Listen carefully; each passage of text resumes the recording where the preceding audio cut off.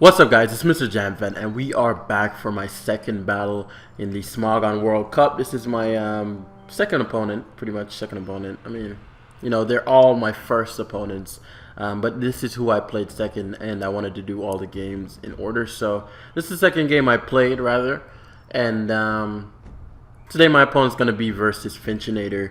And a sort of slight backstory to this game, a prelude. So we all know Thunder Blunder, right? So, the week came out. I mean, the week as in, that's what they call it. Like, I'm so used to SPL where, each opponent changes by the week. So the week would come out and you'd see what the lineup is versus your the opposing team. So, the matchups came out, let's say, because it's slightly different in World Cup.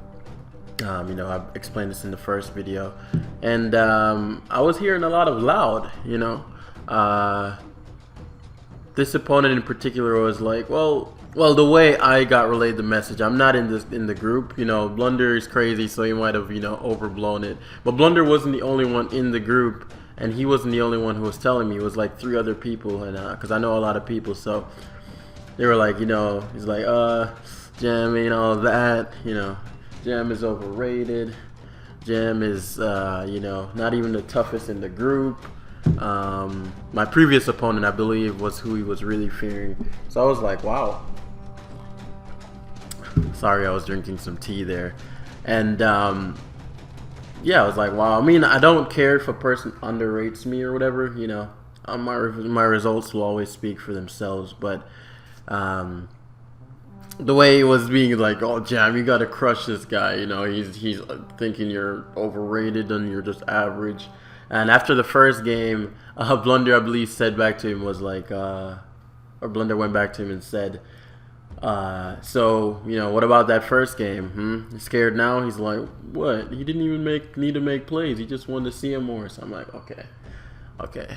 So this guy really is out here just trying to deny everything, okay? And yeah, so I decided. Firstly, let me talk about the team. The team I'm going to be using today is a Mega Pinsir team. You guys know I never built with Mega Pinsir before, but the reason it predominantly was because most Mega Pinsir builds look the same, and I decided, it was really random. I built this team so quickly. And I find like when I trust my instincts of team building, because I do the stream team building so often now, that I think I can sort of like put a team together a lot more quickly than maybe a year ago. So I put this team together really quickly. Thank you all for forcing me to use weird things in the stream team building things as well, because I have a lot of biases that are now gone. Before I would never use Heatran like that. I just didn't like it as a Pokemon. I never really used stuff like Tangrowth, Gastrodon, things like those. But my eyes have really been opened up. Amoonguss, and I think it's improved how I team build. Definitely, I'm always trying to improve. But as far as the team's concerned, I wanted to use a team that's not. I want to use a Mega Pinsir team that's not generic as hell.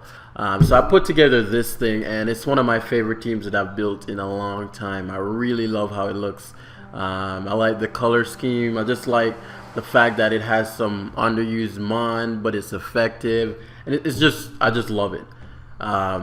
And my opponent's team today is pretty much a standard team. I figured he would be pretty weak to Mega Pinsir, and he is.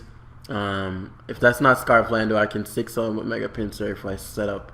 I mean, even if it is Scarflander, if I can get it around 40%, I can 6-0. So, assuming I get an SD up, I just need to lock him into Secret Sword of Diskeldeo or get the Scizor in versus my Pinsir, so I can set up versus that. Or, get the Choice Scarflanders locked into something like Earthquake or, U-turn knockoff. But yeah, the game plan going into this, I was like, well, while I may have a massive threat to this team, one, I need to set it up first, which is going to be difficult in itself because everybody and their mom knows what Mega Pinsir does. It's a pretty obvious Mega Choice, which is why I tend to stray from it in tour play. But if it's on the right team, it will work because we're using Mag Pinsir, the best combination. Honestly, kind of the only combination. You almost always have to have a Magnezone in OU if you're going to use the Pinsir or Magneton. And before I get this question, Magneton is there because the speed is necessary. The speed is necessary, I think, in the current meta for some stuff like, you know, what you see before you, Tornadus. It outspeeds Tornadus while Magnezone does not. Magnezone is significantly slower than Magneton, and Weavile, which is ever so common, Magneton outspeeds that. And it actually can sweep a lot of teams, as if you've watched my my video with Blunder. But I'm not gonna go too much more into the narration. I'm gonna make you guys watch. Sorry about that. So he leads Tornadus, and I lead Gastrodon. Mind you, this Tornadus is a massive problem to his team, so I need to scout immediately what this thing is capable of. What does it know? What type of set it is? And mind you, this is the second Life Orb Tornadus. Spoiler: it's Life Orb that I've faced in this tour. So I'm guessing people think Life Orb Torn has a great matchup versus me.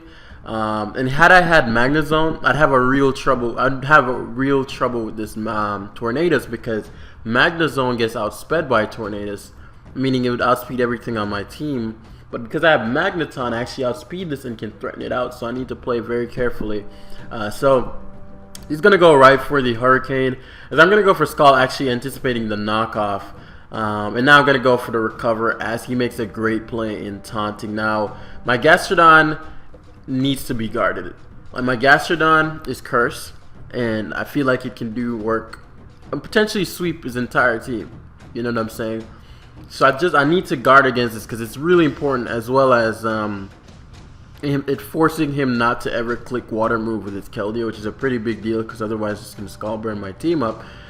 So I need to keep this Gastrodon pretty much at full at all times. And this is the mistake I see a lot of people make when they see, because right here Gastrodon's not really an offensive threat, but it's a defensive problem. I like that term, defensive problem to my opponent. It's not throwing out much damage, but I'll always see people allow their walls to get beat down for absolutely no reason. And I'm going to give a perfect example of that in this game as we try to come through. So he's going to go in a Latios on the double. He probably could have risked another Hurricane, but he might have wanted to catch my Heatran. And that is what he tried to do as he goes to the Surf. But I saw the Surf coming, but it's a roll whether you can kill me with Draco. It's really in my favor, but because Gastrodon is so important, I decided not to risk the roll. Pivot back to Heatran on the Draco. Then I'm going to pivot back to my, actually no, Stealth Rock there. If he served there, it would have been a really good play. But they probably didn't want me to go back to Gastrodon again and just get a free recover off and sort of take away all his work. So I decided to throw up rocks. I thought about that play for a while, because Heatran needed to be healthy, but, you know, right now my timer is going down, and I needed to scout for Focus Blast with my Heatran, because Heatran is really critical to this game as well. I need something that can check his own Heatran and his Scizor without me having to switch Magneton into Scizor on, potential U-turns, and I'm choice. I need that Magneton to come in only when only when I'm going on the offensive. Or make sure it's healthy enough to where it can trap the Scizor potentially. Though I don't really need to trap Scizor in this game, because it's not one of the steel types my Mega doesn't like. So, oh, sorry about that. He's going to go into his Scizor, and I'm gonna actually let me pull back that turn so you guys can understand what just happened there. So it's Tornadus versus Latios, and I know only 2 moves from its Life Orb Torn. I cannot risk my Defogger going away, and I've only seen Hurricane and Focus Blast. So usually the next move is Knockoff. However, if he did bring Knockoff, he'd be walled by Skarm that he saw last game. So I'm not sure what his last move is, or he could lose to Mega Scizor, or not be able to one-shot it, or Ferrothorn, or things of that nature that I tend to use, and you'd have to rely on the ever so unreliable Focus Blast / Hurricane. So I'm going to scout here. Very risky play, you know, in case he stayed, and then I'd have to pivot back to Gastrodon or pivot back to Heatran, pivot around. But I go into Tangrowth trying to scout for the knockoff, and I catch Scizor, and this turn is critical. I go for the Sleep Powder and miss the Heatran. So had I hit that Heatran right there, the Heatran would be out of the game, you know? And my Pinsir could come in anytime it wanted and get a kill. And I wouldn't have to worry about Stealth Rock. I could switch in between all my Pokemon with pretty much no downside. But the sleep powder did miss, and it's whatever. Just keep playing. So right now, I'm going to have to be back on the defensive. I'm going to go hard into my Gastrodon because I know he's going to Stealth Rock here. This is risky because I can't let this get toxic, but I figured my opponent wouldn't realize this early in the game and risk his Heatran, which is exactly what happened. So he goes to the Spec Secret Sword. I decided to recover to scout what he is. And I'm going to recover again, even though he did 65%, or it's going to do 65%. I know it does a lot, around 60-something based on the crit damage. I'm going to stay in the recover again, predicting him to predict my Tangrowth, because he can't risk me coming back in and putting something to sleep. So I'm going to recover one more time. The reason I recovered there is to condition him, make him think that I'm just going to click recover over and over again, so he would not switch out when I go into my Tangrowth and I catch him right there. So now I'm going to get a sleep fodder, and he decides Scizor is what he wants to go to bed, which is good for me because he can't deal with Latios now. So I'm going to go for the knockoff here. Super obvious Heatran play right there. And Heatran lost his item, which is pretty good. So I'm going to hard switch into my Heatran, knowing that he's either going to Toxic or Lava Plume, anticipating my Gastrodon, trying to burn or poison it. And so I'm going to go into my Heatran, and I'm going to make the pivot into my Latios, scouting for the Earth Power, because I do have Surf on this Latios. Figured Surf would be better in this matchup, just to help my Heatran matchup a lot more. So I'm not trying to risk the speed tie because my Latios destroys his team when Scizor is asleep. So I'm not going to risk that. So I'm going to go to my Heatran, and then I'm going to pivot back to my Gastrodon, anticipating a Surf or a switch into Keldeo. And that's exactly what happens. But because I keep recovering, I know for a fact he's going to go straight for the Secret Sword this time.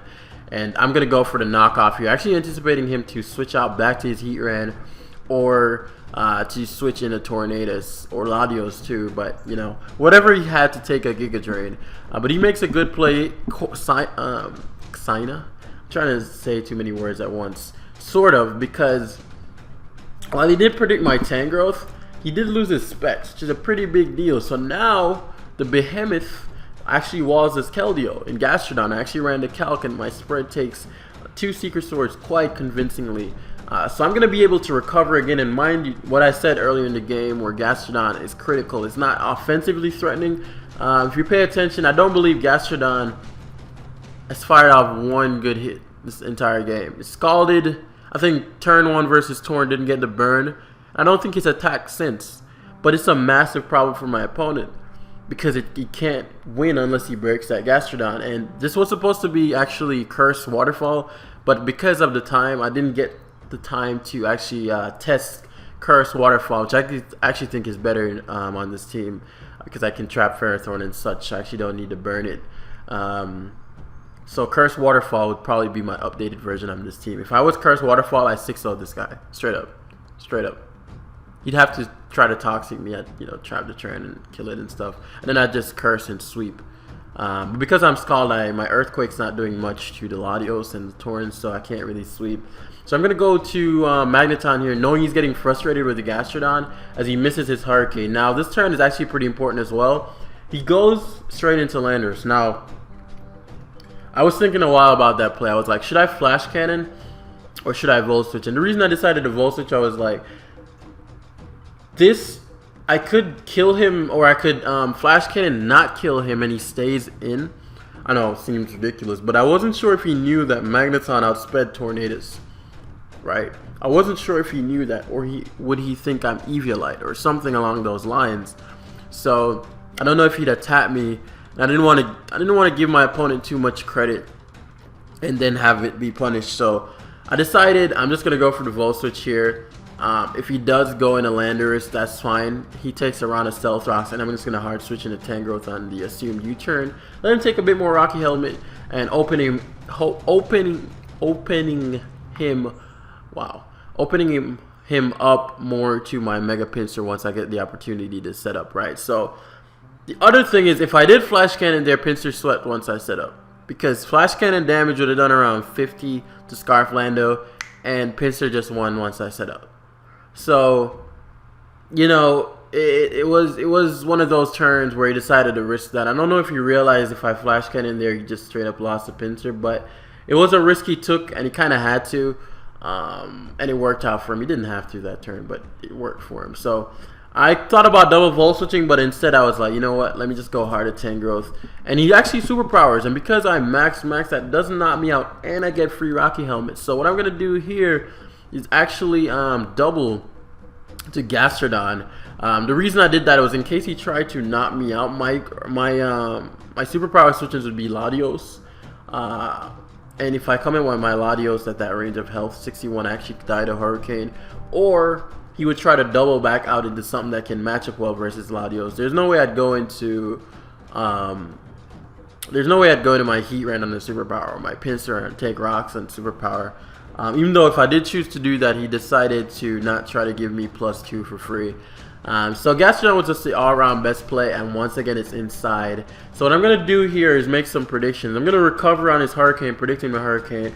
Going to recover again, predicting him to Hurricane. And right here I actually thought he'd Hurricane again. I did not predict the taunt, so I decided to go in a Magneton. I combined Magnezone and Magneton there. The reason I was continually recovering was not because I thought he'd taunt, but I needed to condition him into Hurricaning repeatedly without even thinking about it. I wanted him to click Hurricane mindlessly so I can get the free switch into Magneton, because I cannot risk him going for a random Heat Wave, because I still think Heat Wave is the other move, it's not knockoff, to try to check my Skarm and my Ferrothorns. So I'm thinking it's Heat Wave, and I cannot risk him randomly Heat Waving on my obvious Magneton switch. So I conditioned him, and I felt after the third one, there's definitely no way he's clicking a fire move now. He thinks I'm Life Orb stalling. So I go to Magneton and look like a Don as he taunts. And I'm going to go for the Volt Switch again. Even if he did go to Landers, I'd do the same thing where if he comes and he takes rocks, and he'd have to take some Rocky Helmet damage potentially, or fear the double Volt Switch, because if I double Volt Switch on him, he has to go to Latios, because that's the only thing that doesn't die to Volt Switch. Or he can risk Heatran, but that's going to take a ton of damage from Volt Switch, and Heatran's pretty important to his team. Because at this point, I have only shown one move on my Latios. In fact, I haven't attacked with my Latios. Last game, I showed only one move on my Latios. I've yet to show a move on my Latios. I've yet to show a move other than Volt Switch on my Magneton. And I've yet to show a move other than Stealth Rock on my Heatran. Gastrodon is the only Pokemon that has been doing most of the like 50% of this game thus far. So I Volt Switch as he goes into Scizor, actually predicting me to go for Flash Cannon here, and then he could burn a Sleep Turn. But I decided to Volt Switch again because it's just the best play, and I catch his Scizor. So right now is game time. I had a couple options. I could stay regular, so I keep the Hyper Cutter, so I kill his Landers at +2, 100% at that range of health. But the problem is Quick Attack doesn't kill Keldeo in regular, so I'm forced to Mega, so I didn't decide to hold off the Mega. So I'm just going to get a kill right here, and in case he like choked or something, that's why I went for the SD, in case he like tried to stay in. And right here I could SD again, predicting him to try to Intimidate, and that would get me back at +2 and just win me the game. Or I could just hard switch back out to Gastro, which is the all-around safer play versus whatever he wanted to do, and the Gastro play is what I made. As he doubled, knowing that I'd probably go to Tangrowth or something. But I decided to try to Scald his Tornadus that turn. I actually didn't think he'd recover. I mean, I actually didn't think he'd Hurricane that turn. I thought he'd Taunt, predicting me to recover. But what I did know is that Scald is a 2K at this point, and Torn is the biggest problem to my team. Is one thing that outspeeds my Pinsir at this point that I can't really kill. So if I kill Torn, I don't mind defogging, because then my Pinsir will be freed, and he can't actually set up rocks again, because my Latios actually has Surf, can knock out his Heatran. So I decided I'll just Scald to scare him off, and now I'll go for the recover, knowing that there's no way he taunts there, because he can't risk me Scalding again and knocking out his Torn. So I'm just going to Scald spam. This Gastrodon is EV to be like a backup answer to Latios, so that I don't have to keep switching Heatran, because I'm timid, not Spadef, and you know, Surf Latios is getting ever so popular. I don't want to have Heatran as my predominant Latios switching, so I EV this Gastrodon so I can take 2 Dracos all the time. So that's why I scalded there, because even if he Draco'd, I just scald, fish for the burn, and recover. What can he switch into my Gastrodon to beat me beyond, like, you know, toxicking with Heatran? So I'm just gone for the burn. And this is where, had I been Cursed Waterfall, and I'm like, Cursed Waterfall is so good, people just mindlessly have Scald because they think Scald is good. But if I was Cursed Waterfall, I beat this Latios, I beat the Heatran, I beat the Landorus, and I beat the Torn. As you see, he does 60%, and you know, if you half that's going to be doing 30%, and that's a high roll or like a mid roll. So I knew I could take any hit after leftovers. Again, EV'd it for this specific purpose, and I really fucking love this team. Gastrodon really putting in work. I was skeptical about bringing something like Gastrodon into tour play, but you know, it's working out so far. So he doubles predicting me to scout for the Toxic, but right here I know he cannot go for the Surf, because I keep going into Gastrodon. He needs to Roost, because if he attacked me right there, he was at what? If he's at 78 right now, he relieves, I believe, 50% of your health, so he'd have been at 28. I don't remember the exact amount of health he was at. But had he attacked me, burn plus the Life Orb damage actually knock out his Latios, which is pretty damn good for me, because his Latios is one of the main threats to my Latios.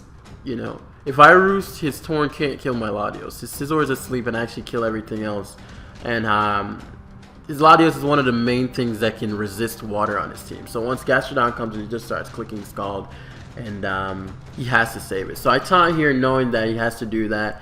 And because of the EVs, I can actually just really go into my Gastrodon right here, as he actually surfs, predicting me to just sack my Heatran. But no, everything is being kept.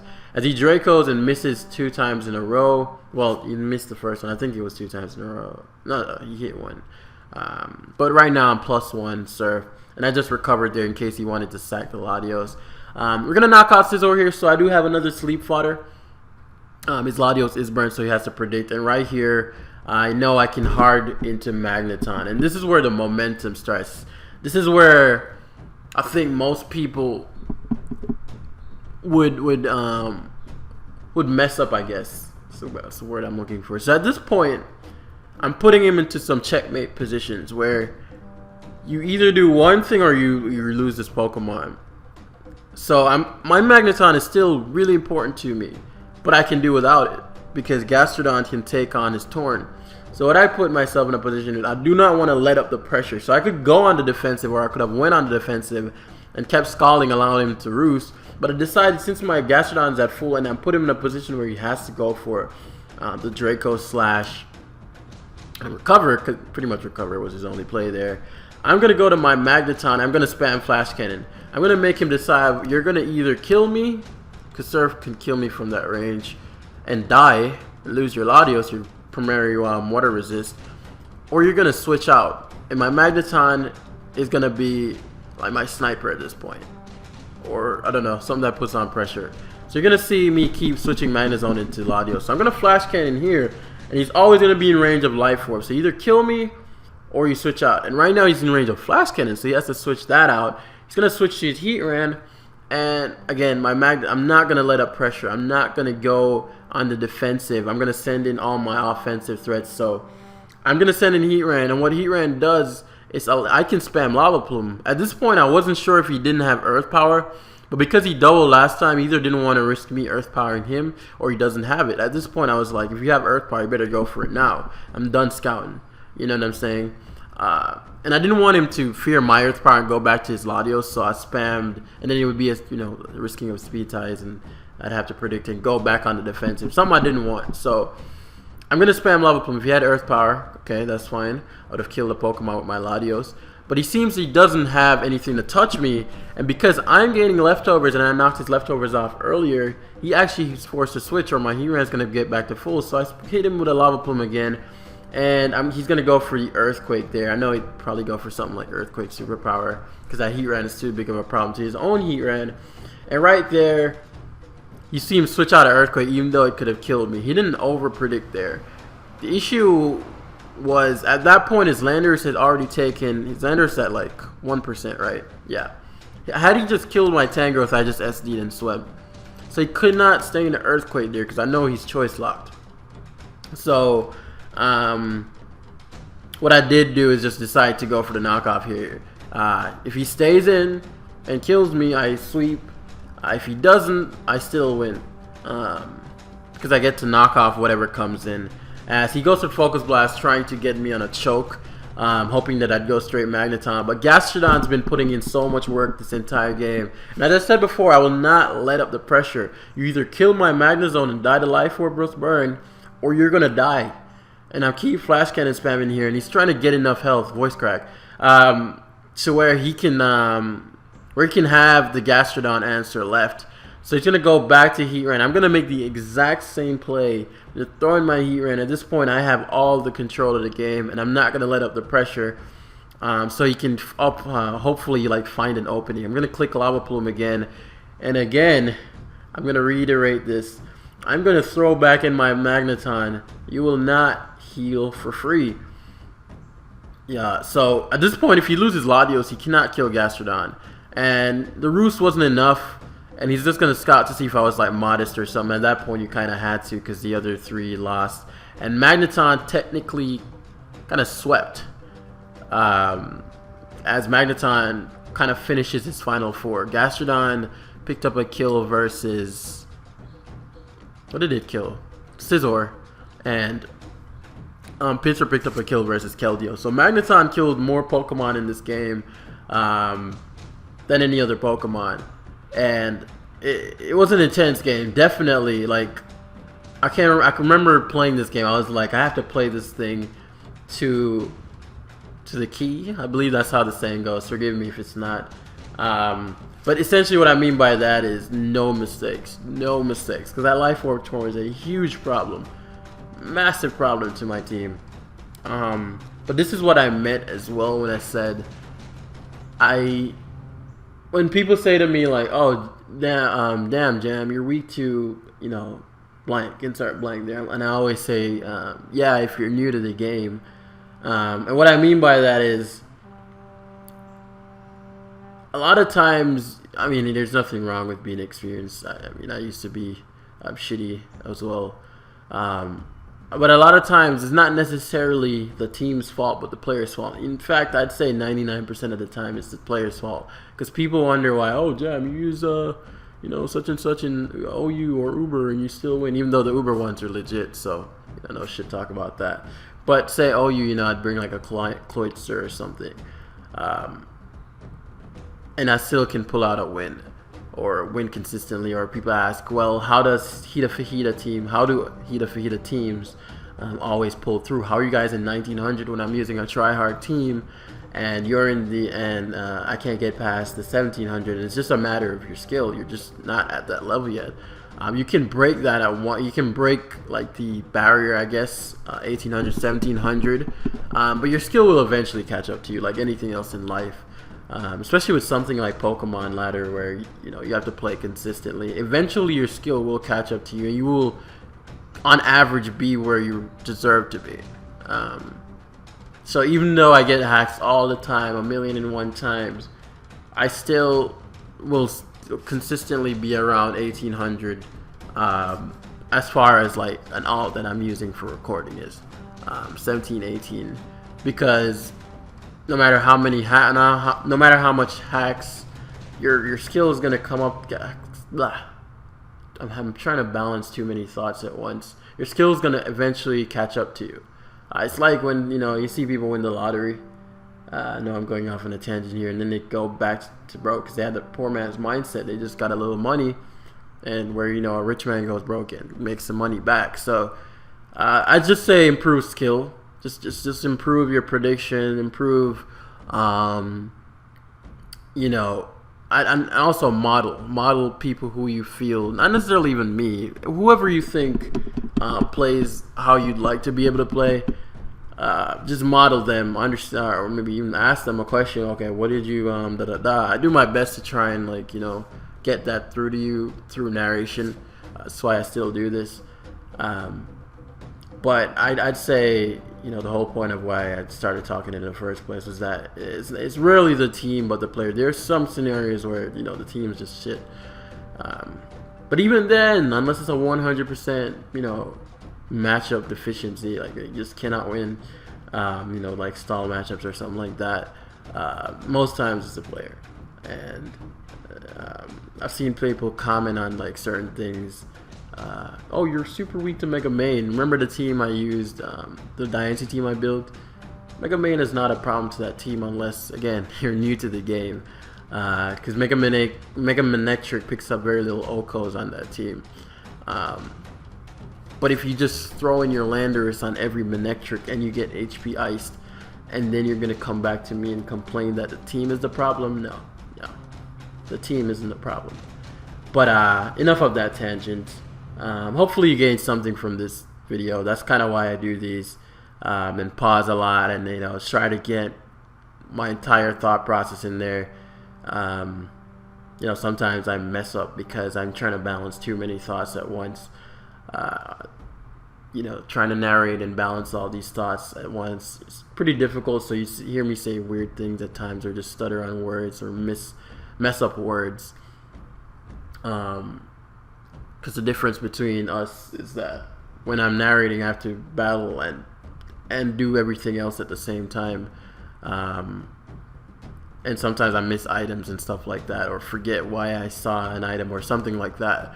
Whereas when you guys are battling, you only have the battle to focus on. So, you know, enough rambling. I hope you all enjoyed. Hit the like button if you did, and hopefully you got a little something from that end game rant. And I'll bring you the third battle tomorrow. Anyway, peace.